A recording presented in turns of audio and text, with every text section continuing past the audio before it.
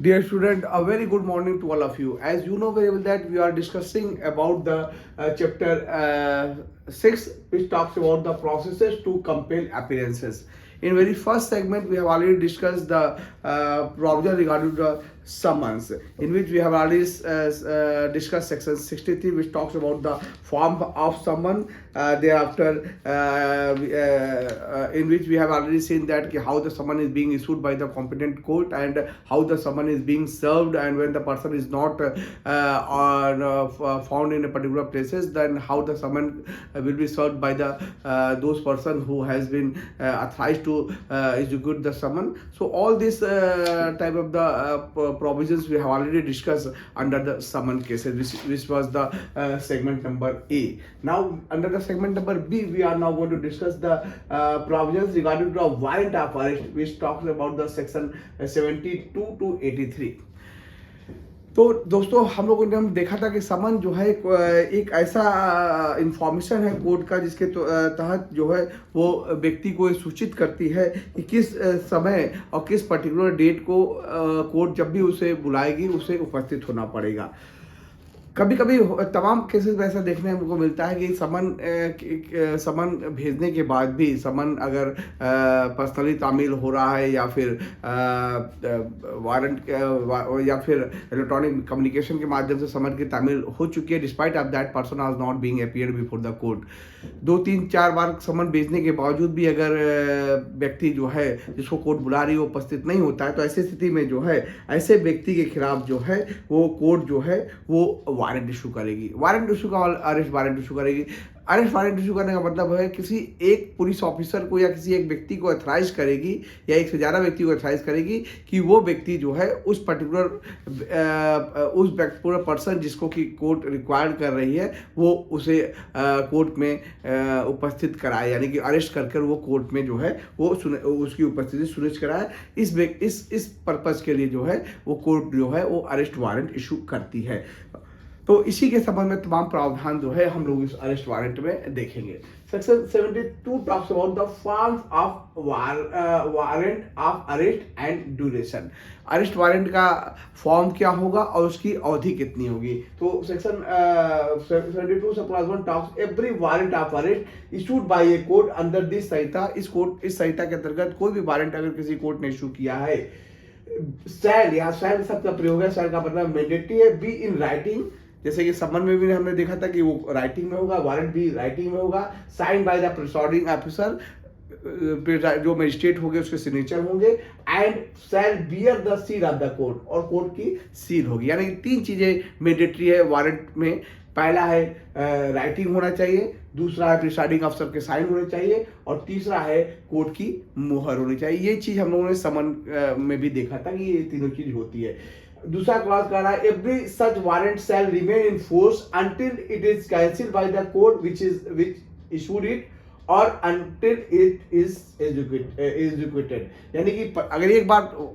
Arrest warrant issue कर दिया गया है तो ऐसी स्थिति में वो तब तक फोर्स में रहेगा जब तक कि उसी कोर्ट के द्वारा उसे कैंसिल न कर दिया जाए या फिर समन का एग्जीक्यूशन न कर दिया जाए। ये सिंपल सी बात जो है कही गई है। 73 talks about the power to direct security to be taken. कब किन परिस्थितियों में जो है पुलिस अधिकारी या कोर्ट को पावर है कि वो व्यक्ति को सिक्योरिटी पर रिलीज कर सकता है, जिस व्यक्ति को अरेस्ट वारंट, जिसके व्यक्ति के खिलाफ अरेस्ट वारंट इशू किया गया है। यहाँ पे section 73 sub clause 1 talks about any court issuing A warrant, ऐसा कोर्ट जो वारंट इशू किया है for the arrest warrant issue किया ऑफ एनी पर्सन में इट्स डिस्क्रिप्शन। ये कोर्ट के डिस्क्रिप्शन पर है कि जिस व्यक्ति कोर्ट ने वारंट इशू किया है उसके डिस्क्रिप्शन पर है। By endorsement on the warrant that, उस वारंट के पर ही इंडोर्स कर सकती है कोर्ट, चाहे तो उसके डिस्क्रिप्शन पर है। It such person executed A bail bond, यदि एक व्यक्ति जिसके खिलाफ वारंट इशू किया गया वो बेल बॉन्ड देने के लिए तैयार है विद सफिशिएंट सिक्योरिटी, उस सफिशिएंट सिक्योरिटी के साथ for his attendance before the court at a specified time and there thereafter until otherwise directed by the court. The officer to whom the warrant is directed shall take such security and shall release such person from custody. बहुत ही simple सी बात की गई है दोस्तों कि अगर जिस भी कोर्ट ने वारंट इशू किया है उसको ये लगता है कि जो व्यक्ति के खिलाफ अरेस्ट वारंट है उसे सिक्योरिटी पर छोड़ा जा सकता है, तो वो अरेस्ट वारंट के पीछे ही इंडोर्स कर देगी कि उसे कितनी और किस प्रकार की सिक्योरिटी लेकर जो भी व्यक्ति वारंट का एग्जीक्यूशन करा रहा है वो छोड़ सकता है। यहाँ पर दोस्तों, यहाँ पर जो बेल बॉन्ड की बात की गई है, अगर थोड़ा सा हम लोग बॉन्ड पर भी विचार करें। बॉन्ड जो है बेसिकली 2-3 प्रकार का होता है। एक बॉन्ड वो होता है जब व्यक्ति सिर्फ एफिडेविट पर लिख के देता है कि कोर्ट जब भी उसे जिस दिनांक जिस समय पर बुलाएगी वो उपस्थित होगा। वो एक पर्सनल बॉन्ड होता है जो ज्यादातर मामले में कोर्ट लेती है। दूसरा होता है बॉन्ड विथ सिक्योरिटी के साथ बॉन्ड लेती है। सिक्योरिटी का मतलब होता है कि कोर्ट कुछ अमाउंट जो है 10,000, 5,000, 15,000 जैसा भी चाहे कोर्ट, वो अमाउंट जो है वो व्यक्ति से कहेगी कि आप सिक्योरिटी जमा करिए, और अगर आपने कोर्ट में पर्टिकुलर समय और स्थान पर जब कोर्ट बुलाए आप उपस्थित नहीं होते हैं तो ये सिक्योरिटी जो है कोर्ट चाहे तो जब्त भी कर सकती है। और तीसरा होता है बॉन्ड विथ श्योरिटी का मतलब होता है कोर्ट आपकी बातों पर विश्वास नहीं करेगी। कोर्ट ये चाहती है कि आप किसी और व्यक्ति को लेकर आए और वो व्यक्ति आपके बिहाफ पर ये श्योरिटी देगा कि जब भी कोर्ट उस व्यक्ति को बुलाएगी वो उसकी पर्सनल जिम्मेदारी होगी कि वो उस व्यक्ति को कोर्ट ले जाकर वो कोर्ट के सामने प्रस्तुत करे। यानी कि थर्ड व्यक्ति को जो है वो थर्ड व्यक्ति जो है को लाकर आप श्योरिटी देते हैं कि जब भी कोर्ट बुलाएगी थर्ड व्यक्ति जो है उस व्यक्ति के बिहाफ पर श्योरिटी लेगा। तो इसको कहते हैं बॉन्ड विथ श्योरिटी। कभी कभी ये भी हो सकता है कि कोर्ट जो है श्योरिटी से ही कहेगी कि आप कुछ जो है सर्टेन सिक्योरिटी जमा करिए, कोर्ट में कुछ पैसे जमा करिए, ताकि अगर आप अगर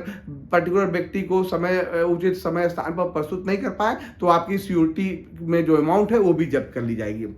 तो ये कोर्ट के ऊपर होता है कि किस प्रकार का बॉन्ड जो है वो पर्सनल बॉन्ड या बॉन्ड विथ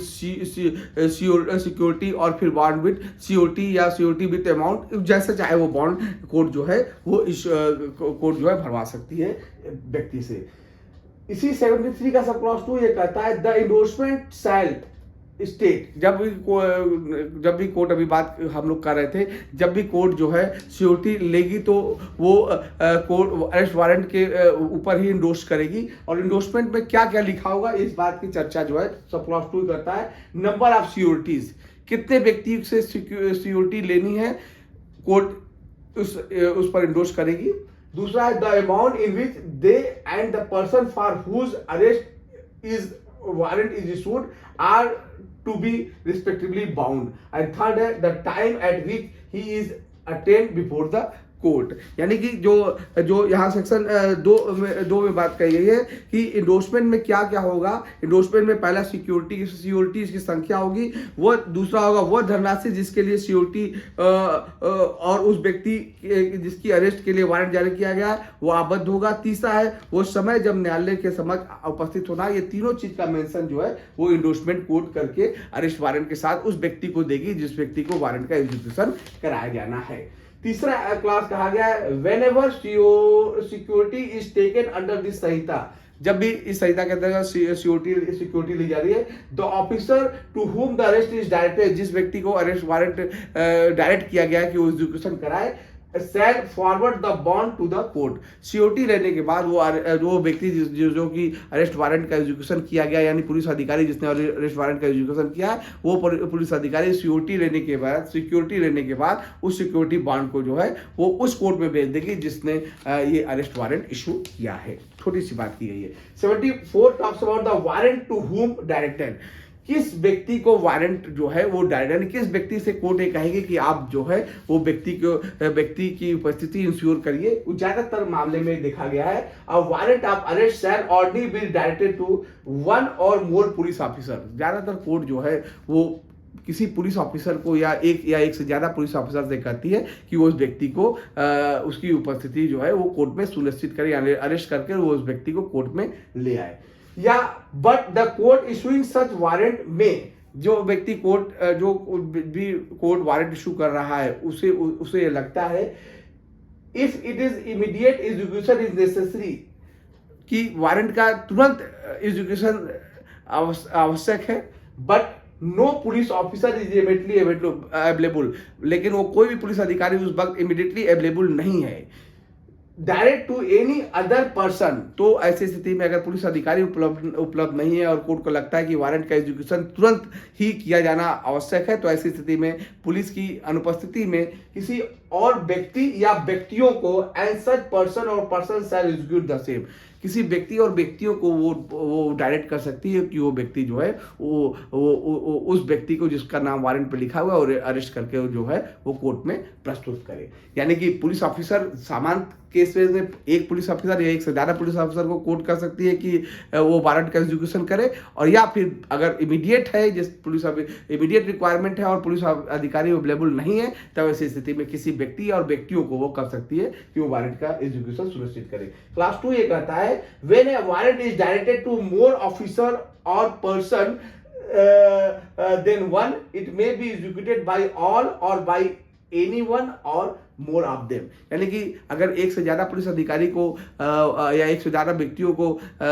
वारंट का एग्जीक्यूशन सुनिश्चित करने के लिए कोर्ट कर रहा है, तो ऐसी स्थिति में यहाँ कहा गया है कि वो सभी एक साथ कर सकते हैं, या उसमें से कोई एक व्यक्ति ही जाके वारंट का एग्जीक्यूशन सुनिश्चित कर दे, या फिर एक से ज्यादा व्यक्ति। यानी डिपेंड करता है जो व्यक्ति अरेस्ट करने जा रहा है, वो अगर वारंट 2 लोगों को है तो उसमें एक भी जाके अरेस्ट कर सकता है, लेकिन दोनों भी जाके अरेस्ट कर सकते हैं। जैसा भी सहूलियत हो, वो जो भी एजुकेशन करने जा रहा है वो अपनी सहूलियत के अनुसार जो है ये एजुकेशन सुनिश्चित कर सकता है। 75 में कहा गया है वारंट में be directed to any person,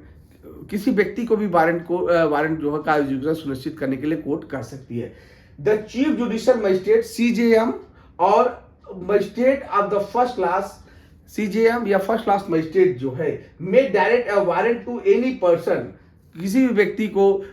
warrant को डायरेक्ट कर सकते हैं with in his local jurisdiction for the arrest of any, जिसके लोकल जुरिडिक्शन में कोई ऐसा व्यक्ति जो कि एस्केप कन्विक्ट है, इस भागा हुआ व्यक्ति है, या फिर प्रोक्लेम ऑफेंडर है, घोषित अपराधी है, या फिर of any person who is accused of a non-valuable offense and is evading arrest, या जिसके खिलाफ नॉन वैल्यूएबल ऑफेंस किया गया है और वो अपना बस्ता फिरता रहा। यानी 3 व्यक्तियों को CJM और या फिर फर्स्ट क्लास जुडिशियल मजिस्ट्रेट जो है वो अरेस्ट करा सकता है किसी व्यक्ति को, किसी व्यक्ति को वारंट इशू करके, ऐसा व्यक्ति जो एस्केप कन्विक्ट है या प्रोक्लेम ऑफेंडर है या जिसने नॉन वैल्यूएबल ऑफेंस किया है और वो अपने अरेस्ट को से अपने आप को भाग रहा है। ऐसे व्यक्ति के खिलाफ CJM और मजिस्ट्रेट जो है वो किसी भी व्यक्ति को उसको अरेस्ट करके लाने को कहा कर सकता है। दूसरा क्लास कहा गया है कि such person shall acknowledge in writing the receipt of the warrant and shall execute it, or if the person for whose arrest it was issued or enter or on any land or other property under his charge। यानी कि ऐसा व्यक्ति arrest warrant में जो है वो return में acknowledge करेगा, उस व्यक्ति वारंट का एग्जीक्यूशन सुनिश्चित करेगा जिस व्यक्ति के खिलाफ वारंट इशू किया गया है, और उसको सुनिश्चित करने के लिए वो किसी भी स्थान पर घुस सकता है, किसी भी भूमि पर या ऐसी संपत्ति पर जिसका जो कि किसी दूसरे के पोजीशन में वो एंटर कर सकता है। यानी कि अगर कोई व्यक्ति जो है वो प्रोक्लेम ऑफेंडर है, एस्केप कन्विक्ट है या फिर नॉन अवेलेबल ऑफेंस किया, वो बच के भाग रहा है, तो अगर किसी व्यक्ति को उसे अरेस्ट करने को कहा गया है तो वो व्यक्ति जो है वो राइटिंग में इस बात को एक्नॉलेज करेगा, और साथ ही साथ उस व्यक्ति को पकड़ने के लिए वो किसी भी ऐसे जगह पर एंटर कर सकता है या ऐसे लैंड पर एंटर कर सकता है जो कि किसी अन्य के चार्ज में है। तीसरा है when the person against whom such warrant is issued is arrested, जब भी कभी ऐसे तीनों व्यक्ति जो कि एस्केप कन्विक्ट है, प्रोक्लेम ऑफेंडर है या जिसने नॉन अवेलेबल ऑफेंस किया है, वो अगर गिरफ्तार किया जाता है then with the warrant to the nearest police station, उसे तुरंत जो है नियरेस्ट पुलिस स्टेशन में ले जाया जाएगा। Who shall cause him to be taken before a magistrate having jurisdiction in this case unless security is taken under section 73। तो ऐसा व्यक्ति तुरंत ही अरेस्ट किया जाएगा और उसे नियरेस्ट थाने में ले जाया जाएगा और नियरेस्ट थाने में लाने के बाद जो है उसे अगर बेल बॉन्ड अंडर 73 के अंतर्गत एग्जीक्यूट कराना है तो एग्जीक्यूट कराएगा, अदरवाइज उसे वो कोर्ट में प्रस्तुत कर देगा जो भी नियरेस्ट थाने में जहां पर उस व्यक्ति एस्केप कन्विक्ट को या फिर प्रोक्लेम ऑफेंडर को या फिर नॉन वैल्यूएबल ऑफेंस जो ने किया है वो उसको पकड़ के अगर पकड़ा जाएगा तुरंत तो थाने में लाया जाएगा और अगर सिक्योरिटी दिखाया गया है, डोज किया गया है कोर्ट के द्वारा तो सिक्योरिटी देगा और नहीं तो फिर वो ऐसे मजिस्ट्रेट को जिसका उसका जुडिक्शन है उसके सामने ऐसे व्यक्ति को वो खड़ा कर देगा। 76 में कहा गया warrant directed to police officer. अगर किसी पुलिस ऑफिसर को वारंट डायरेक्ट किया गया है तो ऐसी स्थिति में warrant directed to any police officer may also be executed by any other police officer whose name is endorsed upon the warrant by the police officer to whom it is directed or endorsed। दोस्तों इसमें इसको ध्यान से समझिएगा कि यहाँ पर ये कहा गया है कि अगर वारंट जो है किसी पुलिस अधिकारी को किसी न्यायालय ने किसी व्यक्ति को अरेस्ट करने के लिए अथॉराइज किया है तो वो पुलिस अधिकारी अगर खुद ना जाकर किसी और व्यक्ति को अपने इस पावर को डिलीगेट कर सकता है, ट्रांसफर कर सकता है और जब भी व्यक्ति वो पावर को ट्रांसफर करेगा वो ऐसे जो वारंट के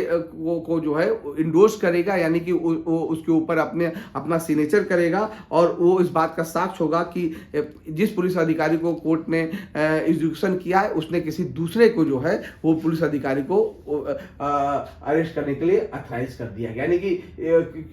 यहाँ पर 76 बात करता है कि जिस पुलिस अधिकारी को कोर्ट ने वारंट इशू किया है वो अपने इस पावर को किसी दूसरे पुलिस अधिकारी को अरेस्ट करने के लिए दे सकता है। 77 में बात की गई notification of substance of warrant. The police officer और अदर पर्सन, कोई भी पुलिस ऑफिसर या अगर पुलिस ऑफिसर नहीं है तो कोई अदर पर्सन जिसको कोर्ट ने अथॉराइज किया अरेस्ट करने के लिए execute a warrant of arrest shall notify the substance thereof to the person to be arrested। जिस व्यक्ति को वो गिरफ्तार करने जा रहा है उस व्यक्ति को किस वारंट का जो सब्सटेंस है यानी कि उस व्यक्ति का नाम, उस व्यक्ति के खिलाफ जो अपराध किया गया है और क्यों उसे गिरफ्तार किया जा रहा है, इस सभी जो है सब्सटेंस जो है वो उस अरेस्टेड पर्सन को बताएगा। And if is required shall show him the warrant। अगर वो अरेस्टेड पर्सन चाहता है कि पुलिस उसे वारंट दिखाए तो ऐसे स्थिति में पुलिस जो है सेल भी है, पुलिस जो है उसे वारंट दिखाने के लिए मजबूर है, पुलिस को वारंट दिखाना ही पड़ेगा और अरेस्टेड पर्सन को अगर वारंट उसने देखना चाहता है तो। 78 में बात की है person arrested to be brought before court without delay. जैसे ही किसी अधिकारी जैसे भी सेक्शन 80 में बात की गई है कि अगर द पुलिस ऑफिसर और other person executing a warrant of arrest, जो भी पुलिस अधिकारी अरेस्ट वारंट को एग्जीक्यूट कर रहा है वो सेक्शन 73 के अंतर्गत अगर सिक्योरिटी देनी है तो सिक्योरिटी दे सकता है, otherwise without unnecessary delay. Security अगर नहीं दे रहा है या सिक्योरिटी देने का कोई कोर्ट ने कोई प्रावधान नहीं बनाया तो ऐसी स्थिति में विदाउट एनी डिले जो है वो तुरंत जो है वो कोर्ट के सामने जो है अरेस्ट करके तुरंत वो कोर्ट के सामने प्रस्तुत कर देगा। सेक्शन 78 में बात की गई provided that such delay shall not in any case exceed 24 hours exclusive of the time necessary for journey from the place of arrest to the magistrate court। इस जो 24 घंटे की बात की गई, 24 घंटे के भीतर अगर उसे सिक्योरिटी नहीं लेना है तो 24 घंटे के भीतर जो है उसको मजिस्ट्रेट के सामने प्रस्तुत करना पड़ेगा। अगर वो और 24 घंटे में साफ साफ बताया गया है कि जब 24 घंटे काउंट किया जाएगा तो उसमें जो है जो 24 घंटे जब काउंट किया जाएगा तो ऐसी स्थिति में उस समय को जो कि जिस वक्त अरेस्ट व्यक्ति किया गया जिस प्लेस पर जहाँ व्यक्ति अरेस्ट किया गया उस प्लेस से लेकर जो मजिस्ट्रेट के न्यायालय तक में आने जाने की जो जर्नी हो गई उस जर्नी को एक्सक्लूड करते हुए 24 घंटे के भीतर जो है वो जो है पुलिस अधिकारी उस अरेस्टेड पर्सन को तुरंत ही करने का मतलब है कि अविलंब 24 घंटे के भीतर जो है उसे प्रस्तुत करेगा, जिसमें कि आने जाने का समय जो है एक्सक्लूड कर दिया जाएगा। 79 में कहा गया है where arrest may be executed. अगर किसी भी न्यायालय ने किसी भी व्यक्ति के खिलाफ अरेस्ट वारंट इशू किया है तो पुलिस अधिकारी जिसके नाम से वारंट इशू किया गया है वो पुलिस अधिकारी जो है ऐसे व्यक्ति को भारत में किसी भी जगह पर उसको अरेस्ट कर सकता है, उसे पकड़ सकता है। यानी कि जो अरेस्ट वारंट का जो जुडिक्शन है through out the India at any place in India है। यानी कि यानी कि भारत में किसी भी स्थान पर जो है वो व्यक्ति को अरेस्ट कर सकता है। ध्यान दीजिएगा दोस्तों, जब भी कोर्ट कोई वारंट इशू करती है तो उस व्यक्ति का नाम,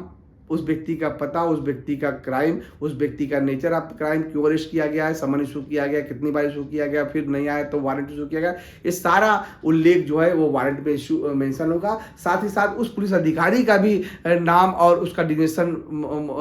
मेंशन होगा, जिससे कि उसे अरेस्ट करना है, यानी जो भी वारंट का एग्जीक्यूशन करेगा। यानी दो व्यक्तियों का नाम उल्लेख होगा जिसे अरेस्ट किया जाना है, और दूसरा है कौन सा व्यक्ति अरेस्ट करने जा रहा है। ये दोनों का उल्लेख वारंट में स्पष्ट रूप से किया जाता है। अब आइए section 18 talks about the warrant forwarded for execution outside jurisdiction. When a warrant is to be executed outside the local jurisdiction of the court issuing it, जिस भी कोर्ट ने वारंट इशू किया है वो वारंट उसके लोकल जुरिडिक्शन में वो व्यक्ति नहीं रहता है जिसके खिलाफ वारंट इशू किया गया है। सच कोर्ट में instead of directing the warrant to a police officer, ऐसी स्थिति में कोर्ट अगर चाहे, वो कोर्ट चाहे तो किसी पुलिस अधिकारी को वो वारंट डायरेक्ट न कर within its local jurisdiction forward it by the post के माध्यम से,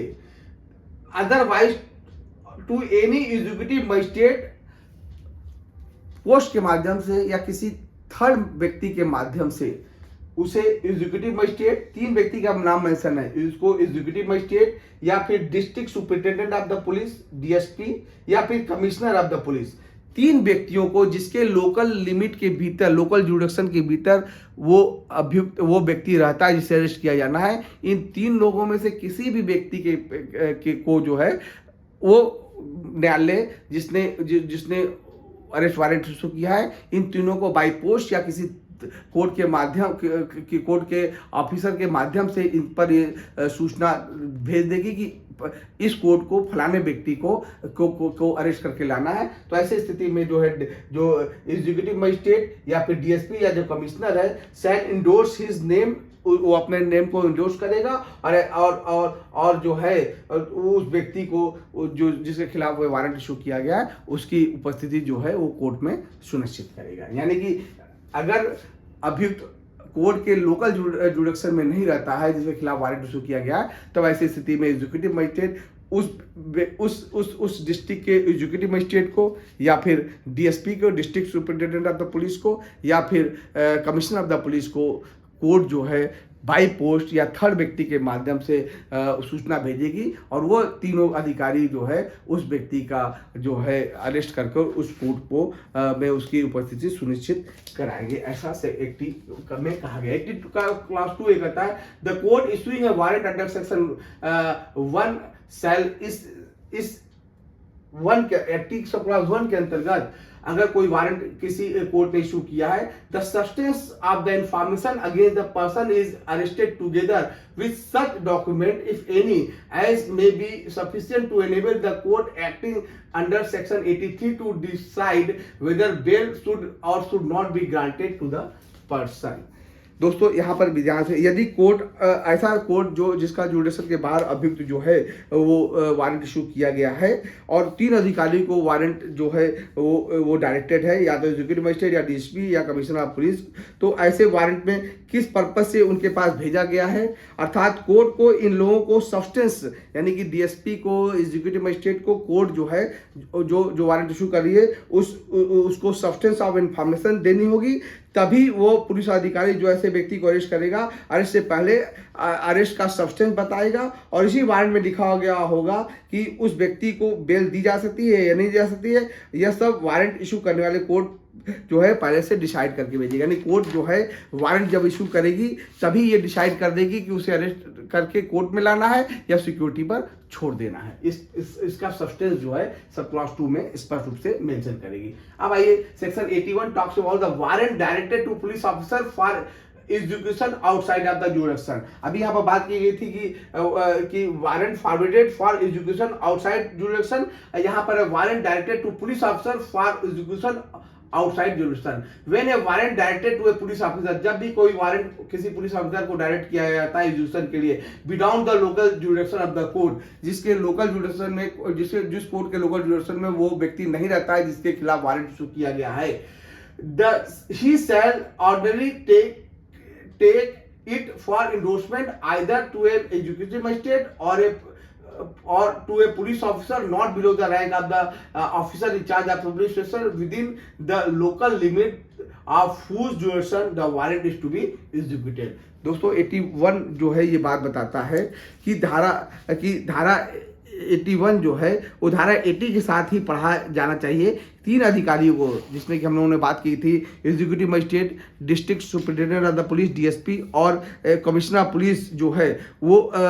को जो है इन 3 अधिकारियों को जो है ऐसा कोर्ट जो जिसके लोकल जुडिक्शन में वो व्यक्ति नहीं रहता है, जबकि इनके लोकल जुडिक्शन में यानी एग्जीक्यूटिव मजिस्ट्रेट या फिर डीएसपी के लोकल जुडिक्शन में वो अभियुक्त रहता है, तो ऐसी स्थिति में धारा 81 जो है में कहा गया है कि कोर्ट अपने ही जुडिक्शन में आने वाले किसी पुलिस अधिकारी को अपॉइंट या निर्देशित करेगी कि आप जाकर वारंट का एग्जीक्यूशन सुनिश्चित कराएं। धारा 79 में इसलिए कहा गया कि वारंट का एग्जीक्यूशन जो है वो भारत के भीतर कहीं भी कराया जा सकता है। 81 में कहा गया है कि यदि कोई वारंट किसी ऐसे पुलिस अधिकारी को निर्देशित है जिसके लोकल जुडिक्शन में वो व्यक्ति रहता ही नहीं है, तब वो पुलिस ऑफिसर उसे इंडोर्स करने के लिए ऐसे एग्जीक्यूटिव मजिस्ट्रेट के सामने पेश करेगा या फिर जिसके जो कि officer in charge of police station के रैंक का नहीं है और जिसके लोकल जुडिक्शन में वो व्यक्ति रहता है, उसे ये एग्जीक्यूट करने के लिए व्यक्ति कर सकता है। यानी कि जिस पुलिस अधिकारी उस पुलिस अधिकारी को जो officer in charge of the police station है जिसके लोकल जुडिक्शन में वो व्यक्ति रह रहा है, उससे ये कहेगा कि इस वारंट को जो है वो एग्जीक्यूट कराए। सेक्शन 2 में कहा गया है सच मजिस्ट्रेट और police officer shall endorse his name. ऐसा मजिस्ट्रेट यानी एग्जीक्यूटिव मजिस्ट्रेट या कोई पुलिस अधिकारी जो ऑफिसर इंचार्ज पुलिस स्टेशन है वो जो है वो अपना नेम उस पर इंडोर्स करेगा और shall be sufficient authority to the police officer to whom the rest is directed to execute the same and the local police shall if so required assist such officer in executing such warrant. दोस्तों यहाँ बात की गई है, यहाँ पर अगर local police की ये जिम्मेदारी है, अगर कोई ऐसा पुलिस अधिकारी जिसके लोकल जुडिक्शन में वो अभियुक्त नहीं रहता है वो व्यक्ति उस officer in charge of police station के पास जाता है, ये कहता है कि कोर्ट ने मेरे को अरेस्ट वारंट इशू किया गया है और मुझे उस व्यक्ति को गिरफ्तार करना है जो कि आपके लोकल जुडिक्शन में रहता है, तो ऐसे स्थिति में officer in charge of police station जो है वो और उसके लोकल जुडिक्शन में आने वाले जितने भी पुलिस अधिकारी हैं वो इस पुलिस अधिकारी की मदद करेंगे जिससे कि वो अभियुक्त को जो है पकड़कर जो है वो कोर्ट में उसकी उपस्थिति सुनिश्चित करी जाए। ऐसी स्थिति में इंडोर्स पर जो वारंट पर इंडोर्समेंट होगा वो officer in charge of the police station का होगा जो कि इसे एग्जीक्यूट कराएगा। तीसरा यहाँ बात की गई whenever there is a reason to believe, जहां पर भी विश्वास करने का कारण है that the delay occasioned by the obtaining the endorsement of the magistrate or police officer within whose local jurisdiction the warrant is to be executed will prevent such execution. The police officer to whom it is directed may, अगर police अधिकारी जिसको कि warrant का execution सुनिश्चित करने के लिए कहा गया है वो अगर किसी दूसरे डिस्ट्रिक्ट के एग्जीक्यूटिव मजिस्ट्रेट के पास या डिस्ट्रिक्ट सुपरिटेंडेंट ऑफ पुलिस के पास या फिर पुलिस कमिश्नर के पास जाता है इंडोर्स कराने के लिए, पहले कहा गया कि इंडोर्स कराएगा और इंडोर्स करने के बाद ये एग्जीक्यूटिव मजिस्ट्रेट उस officer in charge of police station का नाम इंडोर्स करेगा या जो उसे अरेस्ट करेगा। तो अगर मान लीजिए इंडोर्स करने के जो एग्जीक्यूटिव मजिस्ट्रेट है या डीएसपी है या कमिश्नर है वो उसके पास ये उतना टाइम नहीं है, पुलिस अधिकारी के पास इतना टाइम नहीं है कि वो ईएम या फिर डीएसपी से वो इंडोर्स कराए, तो ऐसी स्थिति में बगैर इंडोर्स कराए भी जो है वो उस व्यक्ति को गिरफ्तार कर सकता है और उसे कोर्ट में प्रस्तुत कर सकता है। अगर जरूरत सामान्य तौर पर है कि आपको इंडोर्स कराना पड़ेगा एग्जीक्यूटिव मजिस्ट्रेट से या डीएसपी से या कमिश्नर ऑफ पुलिस से, तभी आप जो वहाँ पर जाके उस व्यक्ति को गिरफ्तार कर सकते हैं जिसके लोकल जुडिक्शन में वो व्यक्ति नहीं रहता है। लेकिन अगर आपके पास पर्याप्त समय नहीं है, अत्यंत आवश्यकता है उसे गिरफ्तार करने के लिए, तो बगैर इंडोर्समेंट किए भी सेक्शन 3 ये कहता है 81 का कि आप बगैर इंडोर्स किए भी व्यक्ति को जो है वो वारंट का एग्जीक्यूशन सुनिश्चित कर सकते हैं। अब लास्ट सेक्शन है 82 talks about the procedure on arrest of a person against whom warrant issued. जिस व्यक्ति के खिलाफ वारंट इशू किया गया है, अगर वो अरेस्ट कर लिया जाता है तो ऐसे में कौन सी प्रक्रिया अडॉप्ट की जाएगी। यहाँ पे बात की गई when a warrant of arrest is executed outside the district in which it was issued। जिस भी न्यायालय ने वारंट इशू किया है और वो वारंट उसके लोकल जुडिशन से बाहर उसका एग्जीक्यूशन सुनिश्चित किया जाना है, ऐसी स्थिति में द पर्सन अरेस्टेड, जिस व्यक्ति को गिरफ्तार किया गया है, unless the court which issued the warrant is within 30 kilometre of the place of arrest, अगर वो जिस जगह पर अरेस्ट किया गया है उस जगह से लेकर जो जिस कोर्ट ने वारंट इशू किया है उसकी दूरी 30 किलोमीटर के भीतर नहीं है, और इन द नियरर, तो ऐसी स्थिति में is the nearer than the EM, DSP or commissioner of the police, या फिर कोर्ट के ने जिसने वारंट इशू किया है उसका दायरा 30 किलोमीटर के भीतर नहीं है, तो ऐसी स्थिति में executive magistrate, district superintendent of the police या फिर कमिश्नर ऑफ द पुलिस के सामने जो है ऐसे व्यक्ति को प्रस्तुत कर दिया जाएगा। और अगर कोर्ट ने वारंट के पीछे ये एंडोर्स कर रखा है कि उस अंडर 73 के अंतर्गत वो सिक्योरिटी ले सकता है, तो ऐसी स्थिति में डीएसपी या फिर कमिश्नर ऑफ द पुलिस या फिर एग्जीक्यूटिव मजिस्ट्रेट जो है वो सिक्योरिटी लेकर जो है ऐसे व्यक्ति को छोड़ देगा। यहाँ पर एक नया सेक्शन ऐड किया गया जिसको हमने अभी यहाँ मेंशन नहीं किया है। जहाँ पर भी पुलिस अधिकारी जब भी पुलिस अधिकारी जिसके नाम वारंट में एग्जीक्यूशन के लिए लिखा गया है, वो व्यक्ति अगर अरेस्ट कर रहा है अंडर सेक्शन 82, तो ऐसी स्थिति में जब व्यक्ति अरेस्ट कर लिया जाएगा और वारंट का एग्जीक्यूशन हो जाएगा, तो ऐसी स्थिति में उस व्यक्ति को कोर्ट में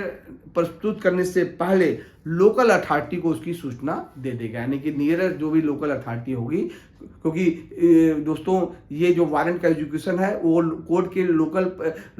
जुडिक्शन के बाहर है, यानी किसी दूसरे कोर्ट के लोकल जुडिक्शन में है, तो ऐसी स्थिति में ये पुलिस अधिकारी जब उस व्यक्ति को पकड़कर इस कोर्ट में ला रहा होगा, तो जहां पर वो पकड़ा गया उसके लोकल अथॉरिटी को सूचना दे देगा कि मैं इस व्यक्ति को पकड़कर जो है वो अपने कोर्ट में लेके जाकर इसको प्रस्तुत करेगा।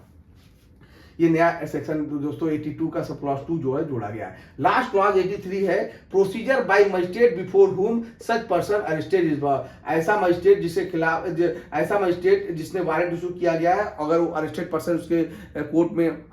लाया जाता है तब ऐसी स्थिति में कौन सी प्रक्रिया अडॉप्ट की जाएगी। The executive magistrate or district superintendent of police or commissioner of the police shall if the person arrested appear to be the person intended by the court which issued the warrant, direct his removal in custody to such court। दोस्तों 83 जो बात कर रहा है, यहाँ 3 authority की बात कर रहा है। यदि एग्जीक्यूटिव मजिस्ट्रेट या फिर डिस्ट्रिक्ट सुपरिटेंडेंट ऑफ पुलिस या फिर कमिश्नर ऑफ द पुलिस, यहाँ सेल शब्द का प्रयोग किया गया है कि किसी कोर्ट के द्वारा अगर वारंट इशू करने पर यदि व्यक्ति को अरेस्ट किया जाता है और उस कोर्ट के पास ला जाता है, तो उसे कोर्ट जो है वो तुरंत ही उसे मुक्त करने का आदेश दे सकता है, जिस कोर्ट ने अरेस्ट वारंट जो है वो इशू किया है। यहाँ प्रोवाइडेड कहा गया, यानी जिस व्यक्ति को पकड़कर कोर्ट में लाया गया है, तो ऐसी स्थिति में कोर्ट चाहे तो उसे तुरंत रिलीज कर सकता है। Provided if the offence is valuable, अगर वो ऑफेंस जो है वो वैल्यूबल है, and such person is ready to willing to give bond to the satisfaction of the magistrate, यानी मजिस्ट्रेट के राय में वो पर्याप्त बॉन्ड देने के लिए वो विलिंग है, यानी कि इच्छा व्यक्त कर रहा है, तो ऐसी स्थिति में executive magistrate, DSP or commissioner और a discretion has been endorsed under 73 on the warrant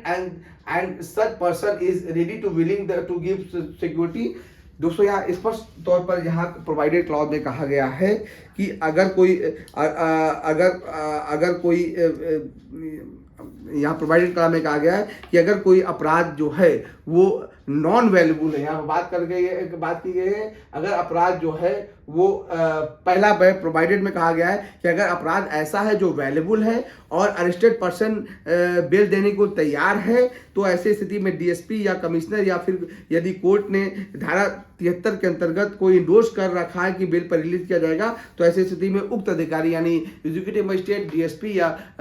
commissioner of police जो है उसे बेल पर जो है छोड़ देगा। उस स्थिति में जब पकड़ा गया व्यक्ति जो है, अरेस्टेड पर्सन जो है, वो ऐसा ऑफेंस किया है जो बेलेबल है और कोर्ट ने भी इंडोर्स कर रखा है कि उसे वो अगर बेल लेने के लिए तैयार है तो उसे तुरंत छोड़ दिया जाएगा। लेकिन यहाँ प्रोवाइडेड एक और भी प्रोवाइडेड फर्दर कहा गया है, प्रोवाइडेड फर्दर में कहा गया है कि अगर अपराध नॉन वेलेबल है, यहाँ पर प्रोवाइडेड में कहा गया है वेलेबल ऑफेंस, या फिर प्रोवाइडेड फर्दर में कहा गया है कि अगर जो अरेस्टेड पर्सन है उसने कोई नॉन वेलेबल ऑफेंस किया है और अर्थात जिस व्यक्ति ने अरेस्ट करके पुलिस अधिकारी के पास लाया गया उसने नॉन वेल्यूएबल ऑफेंस किया है, तब वो अधिकारी यानी एग्जीक्यूटिव मजिस्ट्रेट,